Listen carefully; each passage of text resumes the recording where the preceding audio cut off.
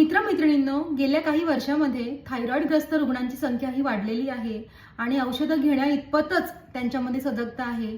तर थायरॉइड ग्रंथी म्हणजे काय, नेमकं त्यांचं काय काम आहे, त्याबद्दल आपण आज बोलणार आहोत. आणि थायरॉइड असून सुद्धा आपण आयुष्य कसं जगू शकतो सुकर करून, आणि हे पार्टमध्ये असणार आहे.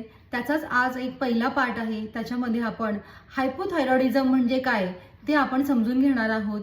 थायरॉइड ग्रंथी या आपल्या गळ्याला श्वासनलिकेच्या अगदी समोर असतात आणि ही छोटी आकाराची ग्रंथी आहे, परंतु हिचं काम खूप मोठं आहे हे समजून घ्या. फुलपाखरासारखा हिचा आकार असतो. मी तुम्हाला उदाहरण देऊन समजावून सांगण्याचा प्रयत्न करते.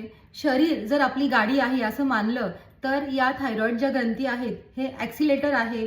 म्हणजे विचार करा किती महत्त्वाचं काम करते. आणि T3 आणि T4 नावाचं संप्रेरक हे तयार करतं.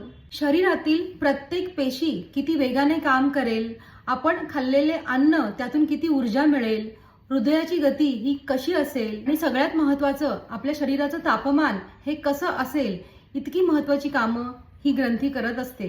आणि जेव्हा या T3 आणि T4 संप्रेरकामध्ये काही प्रश्न उद्भवतात तेव्हा मात्र आपल्याला हायपोथायरॉइडिझम किंवा हायपरथायरॉइडिझम असे आजार उद्भवतात.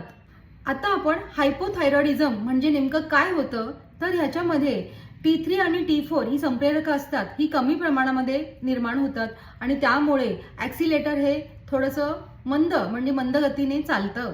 याचाच अर्थ शरीराचा वेग मंदावतो, चयापचय क्रिया ही सुद्धा मंदावते आणि आपण जे अन्न खातो त्यातून जी ऊर्जा मिळायला हवी आहे तर ती ऊर्जा न मिळता त्या अन्नाचं चरबीमध्ये रूपांतर होतं. आणि थोडक्यात काय तर शरीर सुस्तावतं आणि आपली जाडी हळूहळू वाढते. म्हणून लोक म्हणतात की मला हायपोथायरॉइडिझम आहे आणि म्हणून माझी जाडी वाढलेली आहे.